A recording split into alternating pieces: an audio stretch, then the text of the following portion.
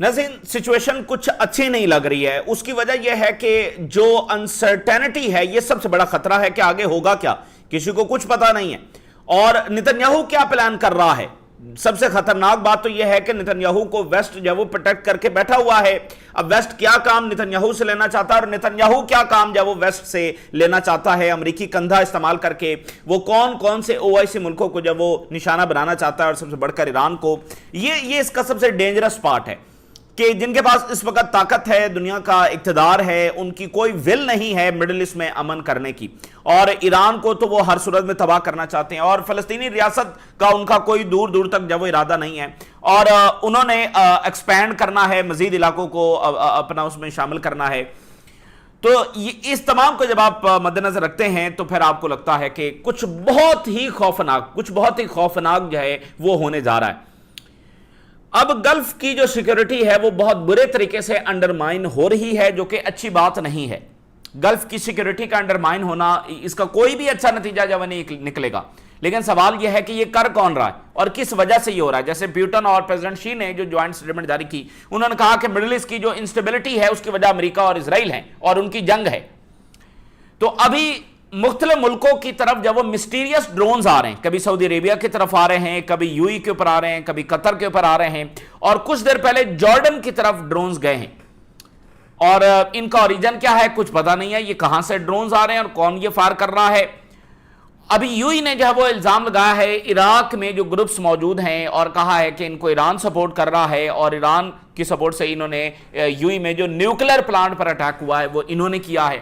اور ہم جانتے ہیں کہ عراق میں جو اسرائیلی خفیہ بیسز ہیں وہ موجود ہیں, اور اس وقت کوئی بھی ڈرون فائر کرنا وہ کوئی مشکل کام نہیں ہے. اور اگر ہم لاجیکلی دیکھیں تو ایران کو اس سے کیا ملے گا, ایران کو انسٹیبلٹی پھیلا کر کیا ملے گا, ایران کو ایک آدھ ڈرون بھیج کر جو انٹرسپٹ ہو جائے گا وہ اس سے اس کو کیا حاصل ہوگا. جو یہ چاہتا ہے کہ اس کا امیج اچھا ہو, جو یہ چاہتا ہے کہ اس کے ہمسایہ ملکوں کے ساتھ تعلقات اچھے ہوں, وہ ایک دو ڈرون بھیج کر اس کو کیا حاصل ہو جائے گا. جو امن چاہتا ہے, سیز فائر کی بات کر رہا ہے, تو یہ پھر کون ہے جو یہ کر رہا ہے. یہ بڑا خطرناک کھیل ہے نا, جو اسرائیل UAE کو کہہ رہا ہے کہ جا کے ایران پر زمینی حملہ کر دو اور اس کے آئلینڈز لے لو. یہ کیا ہے, یہ خطرناک کھیل ہے نا جس میں بہت سارے ملکوں کو لپیٹے جانے کا ایک منصوبہ ہے. اب اس سے یہ سارے ملک کیسے نکلیں گے, اور جو نئی جنگ مسلط ہونے جا رہی ہے وہ کیسے ایکسپلوڈ ہوگی, اور کون کون سا ملک اس میں براہ راست جب وہ ڈریگ ہو جائے گا, یہ بہت ہی خوفناک سینیریو جس سے ہم گزر رہے ہیں.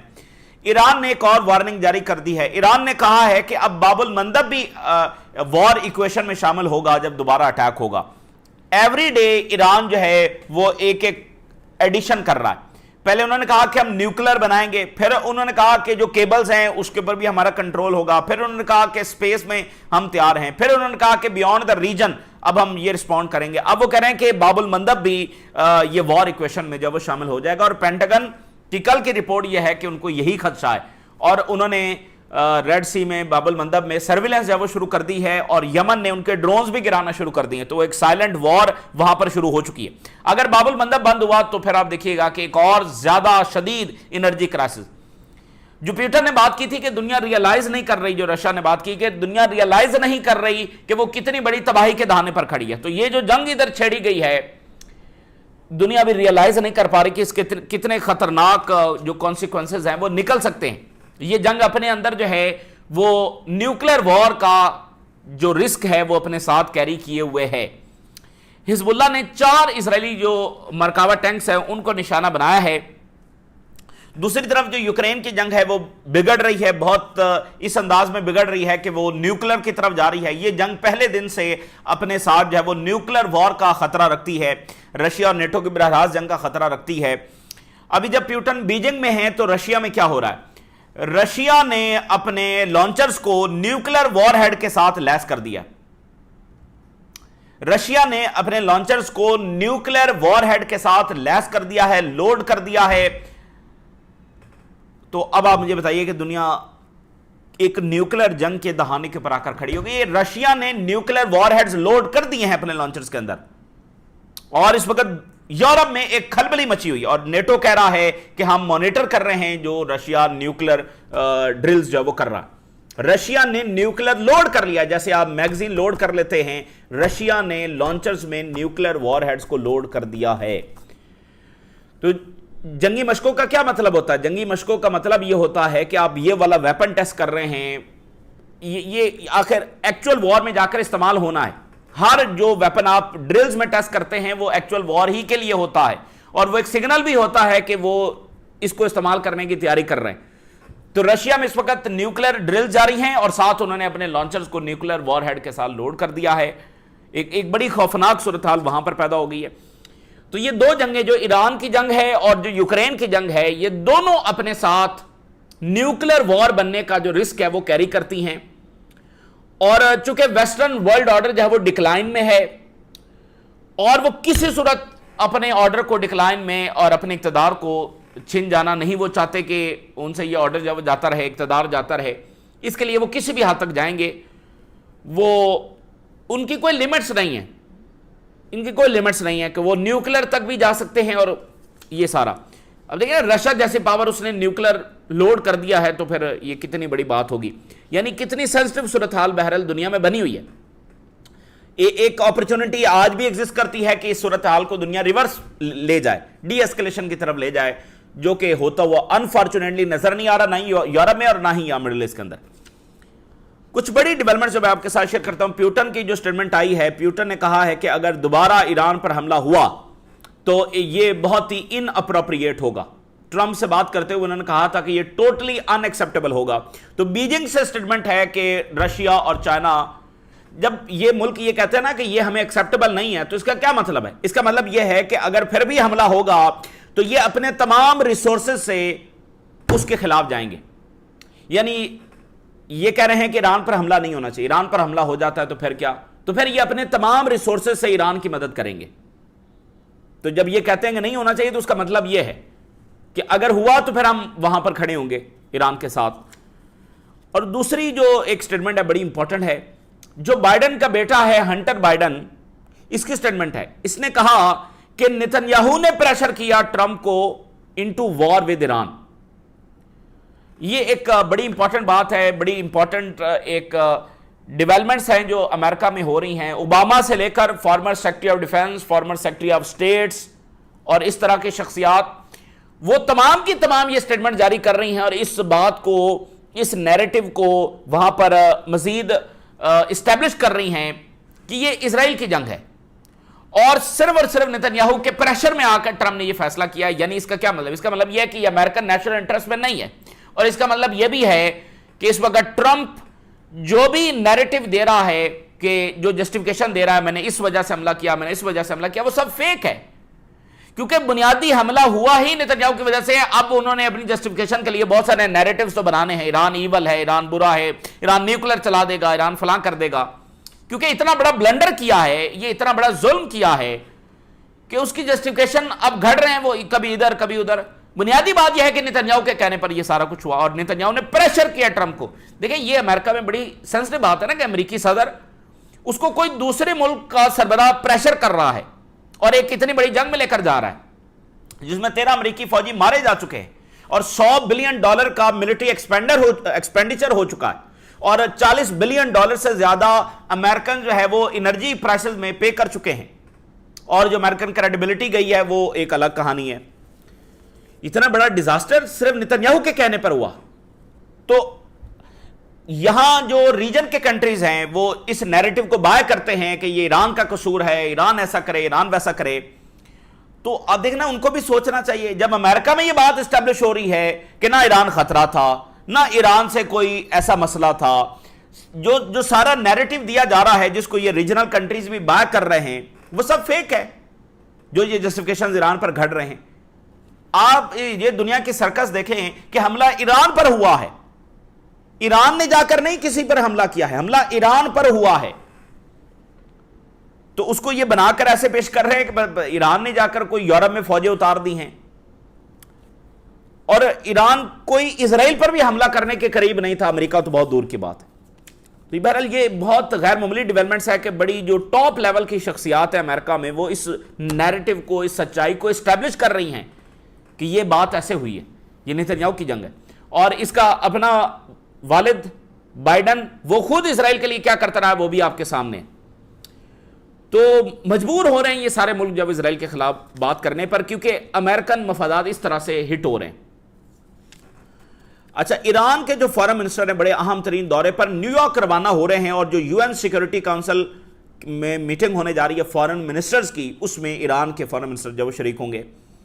پاکستان کے جو انٹیریئر منسٹر ہیں وہ ایک بار پھر تہران پہنچ گئے ہیں. میرے خیال سے یہ 4-5 دنوں کے اندر ان کا دوسرا وزٹ ہے. بڑی یہ سگنیفیکنٹ بات ہے، اور اس سے آپ کو اندازہ ہوتا ہے کہ جو ڈپلومیسی ہے وہ بھی بہت زیادہ انٹینسٹی کے ساتھ ہو رہی ہے، اور پاکستان اور سعودی عربیہ اور ترکی with the help of China یہ سب کوشش کر رہے ہیں کہ یہاں پر ایک معاہدہ جب وہ ہو جائے. تو یہ کچھ نئی امریکن جو ڈیمانڈز ہیں وہ لے کر گئے ہیں. جو آپ دیکھیں کہ یہ پہلے امریکن ڈیمانڈز لے کر گئے تھے، اور آگے سے ایرانینز نے اپنی ڈیمانڈز پیش کی تھی. تو پھر اب یہ امریکہ کی جو نئی ڈیمانڈز ہیں وہ وہاں پر لے کر گئے ہیں، اور آفیشلز کے ساتھ یہ ملاقات کریں گے. جنگ بالکل سر کے اوپر کھڑی ہے. ٹرمپ نے کہا تھا کہ 48 اور 72 گھنٹوں کے لیے وہ ڈیلے کر رہا ہے، اور وہ بھی عرب حکمرانوں کے کہنے پر. اور عرب حکمرانوں نے کچھ کہا ہی نہیں، ان کو پتہ ہی نہیں کہ یہ حملہ ہونے جا رہا تھا. تو وہ 48 گھنٹے بھی ہو چکے، اور یہ بات بھی درست نہیں تھی. تو وہ حملہ اس نے جس بھی وجہ سے روکا ہے، وہ کسی بھی وقت دوبارہ حملہ کر بھی سکتا ہے. کسی بھی وقت یہ تلوار لٹک رہی ہے. ایران کے جو سپیکر ہیں وہ آج عوام سے ایڈریس کریں گے کہ کیا موومنٹس جب ریجن میں ہو رہی ہیں in preparation of the new round of the war. یعنی یہ بڑی سگنیفیکنٹ بات ہے کہ ایران کے سپیکر آج باقاعدہ قوم سے خطاب کریں گے کہ ایک اور راؤنڈ ہونے جا رہا ہے جنگ کا. تو ایران میں یہ اسسمنٹ ہے کہ بھائی ان کو وہ ایک اور راؤنڈ کے اندر ہی جا رہے ہیں. اور ایران نے کہا کہ اس دوبارہ جنگ میں باب المندب جو ہے will enter into the equation of war. کبھی بھی باب المندب اور اسٹریٹ آف ہرمز یہ دونوں ایک ساتھ بند نہیں ہوئے ہیں. یہ دونوں بند ہو جائیں گے تو مڈل ایسٹ کے جو ممالک ہیں، خاص طور پر گلف کنٹریز ہیں، یہ بالکل لینڈ لاک کنٹریز بن جائیں گے. کیونکہ ابھی آپ دیکھیں گے سعودی عربیہ کا آئل جو ہے وہ ریڈ سی کے ذریعے باب المندب کے ذریعے جا رہا ہے، وہ بھی وہاں سے بند ہو جائے گا.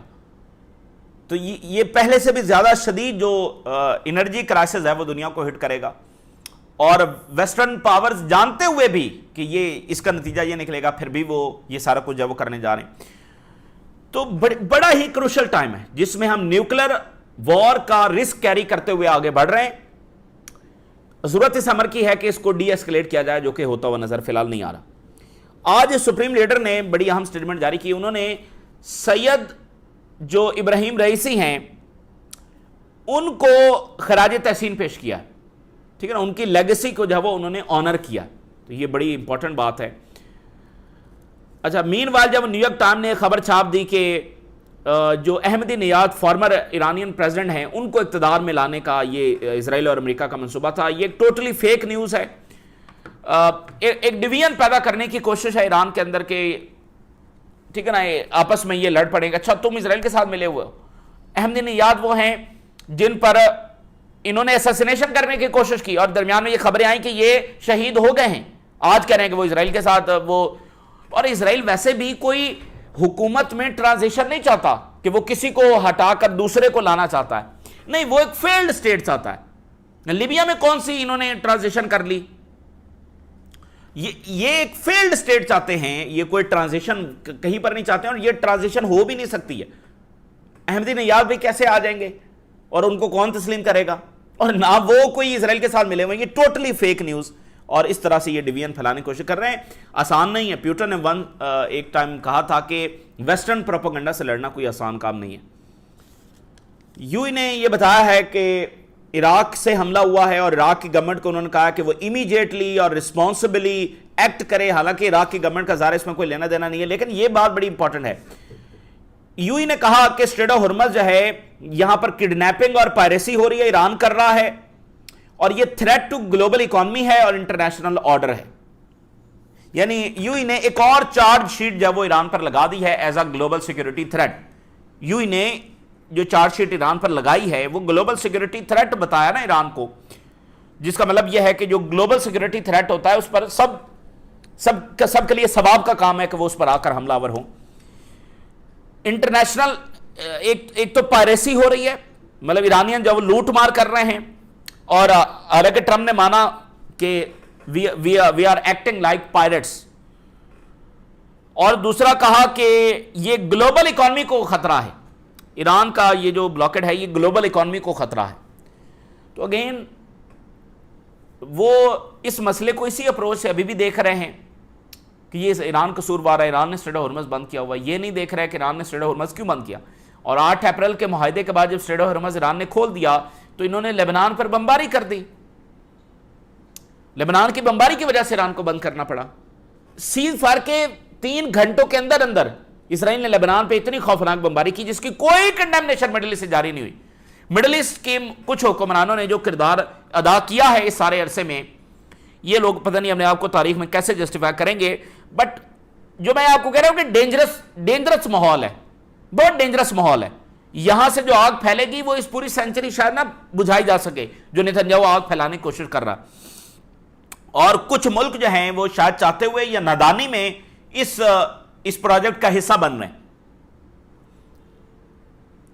جو آگ اس کو بجھانے کا کام کرنا چاہیے، نہ کہ وہ نیریٹو آگے لے. جو وکٹمز ہیں انہیں کو ظالم بتا کر تو آپ معاملے کو خراب کر رہے ہیں. پھر وکٹمز کیسے آپ کے ساتھ آن دی ٹیبل بیٹھیں گے بات کریں گے جب آپ وکٹمز کو ہی ایگریسر بتا رہے ہیں اور ظالم بتا رہے ہیں. فائنینشل ٹائم نے آج رپورٹ جاری کی ہے کہ گلف ریاستیں بہت زیادہ پریشان ہیں کیونکہ کرائسس جب وہ ایسکلیٹ کر رہا ہے اور انٹرنیشنل جو سپلائی چین ہے وہ بہت برے طریقے سے متاثر ہو رہی ہے. گلف سٹیٹس نے کہا ہے کہ اگر ایک اور جنگ ہوتی ہے اور یہ کرائسس بڑھتا ہے تو گلوبل انرجی کرائسس شدید تر ہو جائے گا، سپلائی چین کا کرائسس شدید تر ہو جائے گا اور دنیا میں انفلیشن بڑھے گی اور شارٹیجز ہوں گی اور ریسیشن آئے گا. یہ فائنینشل ٹائم کی سٹوری ہے. اب مجھے بتائیں کہ اسرائیل جس کے ساتھ کچھ مڈل ایسٹ کے ممالک بھی اپنا مستقبل دیکھتے ہیں اور اسرائیل کے اقدامات کو کہتے ہیں کہ یہ ٹھیک ہے لیکن ایران اصل ذمہ دار ہے. فلوٹیلا کو پکڑ لیا اور بے ضرر لوگ 40 ملکوں کے عوام جس میں سے زیادہ تر یورپین نیشنلز ہیں، ٹرکش نیشنلز ہیں، ویڈیو سامنے آ رہی ہیں. اور بین گور جو ہے وہ بڑے پراؤڈلی جب وہ اس طرح کی ویڈیو شیئر کرتا ہے یہ وہاں پر گیا ہے اور بہت زیادہ ہیوملیٹ کیا جا رہا ہے، ان لوگوں کو ٹارچر کیا جا رہا ہے. بین گور گیا ہے اور ان سب کو زمین پر جب وہ لٹایا ہوا اور یہ ان کے اوپر اسرائیلی جھنڈا جب وہ لہرا رہا ہے اور اس میں سے موسٹلی ٹرکش نیشنل ہیں، یورپین نیشنل ہیں اور ان کو زمین کے اوپر لٹایا ہوا، بہت ہیوملیٹ کیا جا رہا ہے. پھر بھی ان میں سے کچھ لوگوں نے بین گور آیا تو فری پیلسٹائن کے نعرے لگا دیے.